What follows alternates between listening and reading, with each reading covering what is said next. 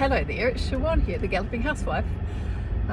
Just turned the video on and my windscreen wipers went, which was a little bit weird because it's 16.5 degrees.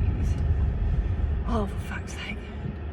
Sorry, I live up we live on an estate, and we live up miles up a farm track, and I filmed this from our first gate, just because it's now 5.5 miles, a single track road into town, or glorified farm track really. But there's pheasants everywhere, and they're the thickest birds. My God, if you've watched any of these, they are. You will have heard me muttering about the pheasants that they raise to shoot. Yeah, anyway, so there was one that was just sat in the middle of the road, like, what the fuck, this is my road. So yeah, but I need to drive on it. Yeah, so it's 16.5 degrees, it is sunny, and it is reasonably still, so which is absolutely bloody magic. Hence the windscreen wipers was not what I expected my car to be doing. And I'm heading out to the yard. Didn't go out yesterday because when I was all ready, I got all my, and it was blowing quite a bit. It was blowing a bit. It was just grey and overcast, and I've got a show tomorrow, so I was wanting to sort of go out and just take Percy for a hack and school Mitch, just keep him ticking over. And just as I was about to get in the car, it came through absolutely sideways, fucking sleety, haily, rainy bullshit. So I was like, oh, I just sit here, and I was actually late, not running late this time, but later because I was waiting for the postie to come. I ordered a new bit, and I just wanted that too. I wanted to take that out to the yard with me, so I thank fuck that the postie was later, because I didn't get in the car. And I mean, it's like, yeah, I was organised to get in the car and go out and all that type of stuff anyway, but it's half an hour there, half an hour back. It's an hour of wasted time for me. And oh, Jesus fucking Christ, nothing irritates me more than waste, especially time when you get out there and it's like, well, you just can't ride, you can't do anything. And running the car unnecessarily, but I've got other shit to do. So hence yesterday I did other shit, which was I've had a whole lot of gear in storage. So I've managed to just stuff that I don't use, double bridles, I think I said, maybe I've got two, and just stuff that I'm not currently using, a couple of old snaffles and bits and pieces as well, and drawings and 1,000,001 pairs of spurs, and spur strips and a few bits and all that type of stuff. But I've had all this gear in storage, and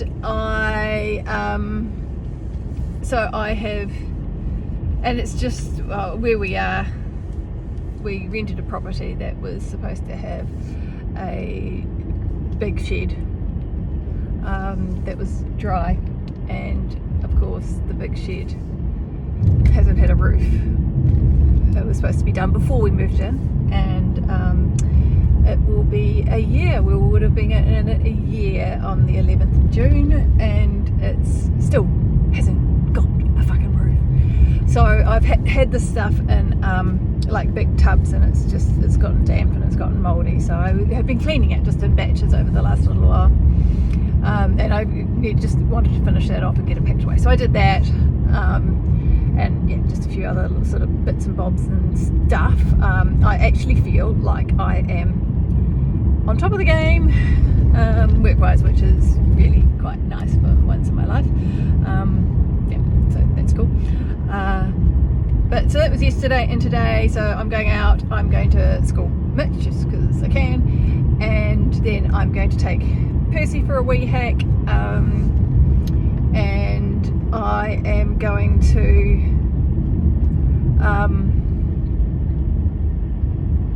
because he doesn't need to be doing anything major, and then I'm going to wash him and wash him and wash him, clean my gear, wash him, clean my gear and wash him, and get him ready for the show tomorrow. So that's my plan this afternoon. I've got a very early start tomorrow. My alarm will be going off at 3. And there's a whole lot of people that go, oh, you should be staying over and that sort of stuff, because it's a 3-hour trip over there. Go and stay at the show. Well, for a start, you cannot stay at the show in the UK. It's just there's just not the facilities and things to do it. I don't own a horse box as well, so going there and doing all that would mean either hiring a horse box and hiring a groom, someone to drive it, because I still don't have my license. It's a whole different rant, or taking my trailer and pitching a tent and all that type of stuff. And honestly, it takes more fucking time to get, or staying off site. So that's the other thing, is that you go and get an Airbnb somewhere, and then you have your horse somewhere, and then you go to the load it up and take it to the event. It's like, well, okay, so you work backwards. By the time you get up somewhere different and drive to somewhere different and have to do all the shit like muck out and all that type of stuff, and feed and things, you end up having to get up at virtually the same time anyway. Plus you have all that stress of being somewhere unfamiliar and not knowing where you are, and the horse being a little bit, it's just like, what's the fucking point? Just set your alarm for 3 o'clock, put them in the trailer, take them to the event, come home again. It's like, there's that whole sort of like false economy thing that's just way up your pros and cons team. It's just unnecessary. So and I mean, like, I am, some of you will know that I am really good friends with a couple of quite high level, especially the eventers. I'm a New Zealander, so and New Zealand is not as small as people think, but we do all know each other. I'm really good friends with Tim and Janelle especially, but a couple of other, Tim and Janelle Price, but a couple of other high level eventers. And this is the sort of shit that they do every day.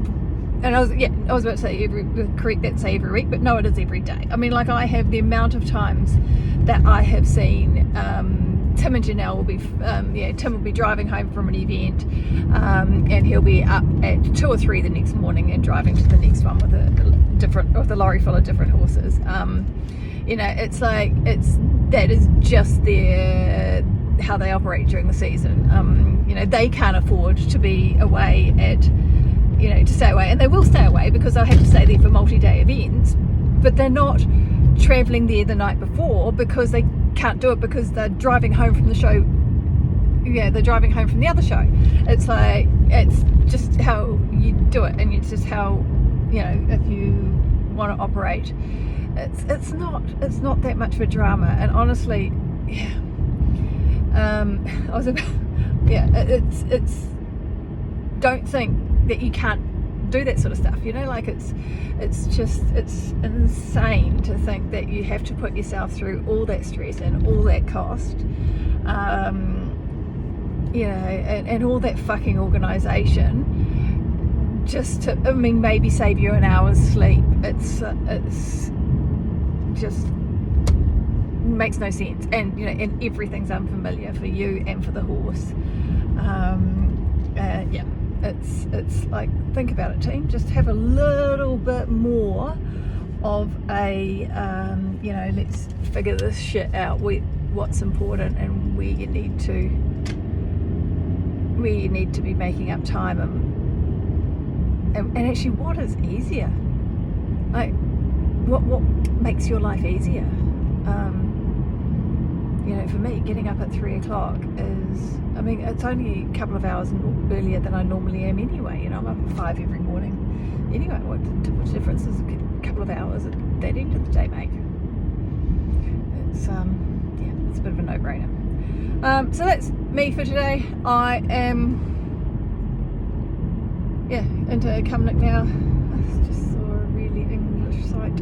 Well, actually we're in Scotland here now, aren't we? But yeah, it's it gets above 10 degrees and all the Scottish and English men take all their clothes off, and actually there's a woman with all her clothes on, which is fine. I mean, I don't have quite comfortable with naked bodies, but it's like, it's not that warm, team. And it's like, you know, there's a little bit of pale and pasty about it too. Yeah, it needs to be a lot warmer before I take my clothes off, I can just assure you that.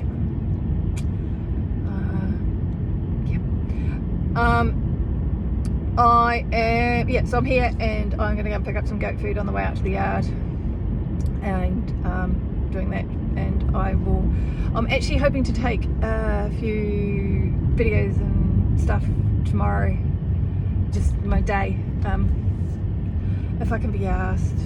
My problem is editing it. Actually, my problem is like, so I want to put this up and do a reel, or I'm not on TikTok, but do a reel for Instagram, or a story on Facebook, or whatever. And it's like, it's bad enough actually for me, and I've gotten over a lot of the videoing shit with doing these a lot of days, but actually for an old woman like myself, putting that loading it up and adding whatever you have to add the music or the text or the filter. Please God, the filter.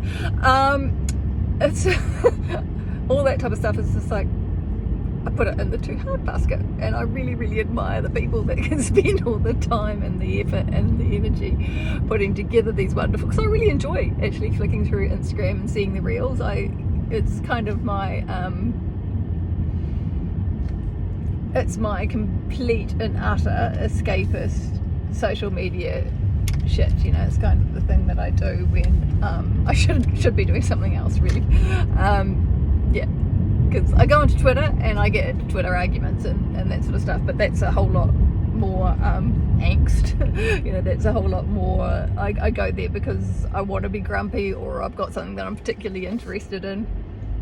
I'm big on immigration Twitter, having been fucked over by the UK immigration service, and I'm big on political Twitter because I give a shit about how people are being screwed over in this country and around the world, and also in medical Twitter, just because I was a nurse for 20 years and you can take the nurse out of the hospital, but as I say, so I still have a lot of interest, and I really miss the people, so hanging out on med Twitter, kind of that level of banter and the kind of jargon and understanding where they how they think and things is it's a good place for me to be. But I go there basically to see what the argument of the day is, and add to it because I'm quite good at adding to arguments. And I'm on Facebook. I actually am not very much on Facebook, to be brutally honest. I'm on Facebook. I've got a bunch of friends and family, obviously, and especially friends and family in New Zealand, but around the world, but especially in New Zealand, that I kind of touch base with, but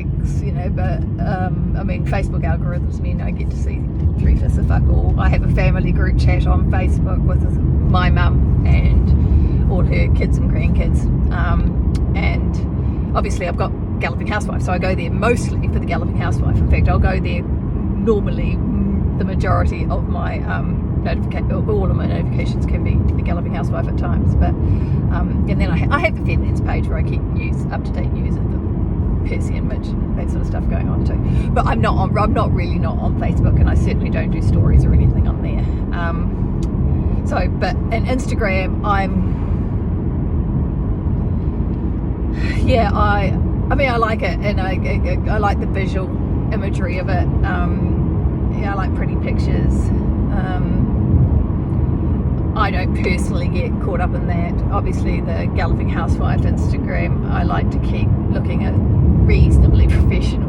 My personal one's just shit. It's got me in, you know, really amateur photos and things that I find interesting, in goats. It's just, you know, so don't, I mean, you can feel free to find me on personal Instagram, but it's certainly not something, you know, it's not something that will blow your socks off. But I will go into reels and scroll through them, because there is it's just mindless shit, you know. It's just like, and that's my guilty pleasure. That was quite a bit of shit to talk about, the fact that I like scrolling through reels on Instagram, wasn't it? Anyway, I am gonna stop now, and I will hopefully see you tomorrow if I can get my shit together. Yeah, have a good day wherever you are. Bye now.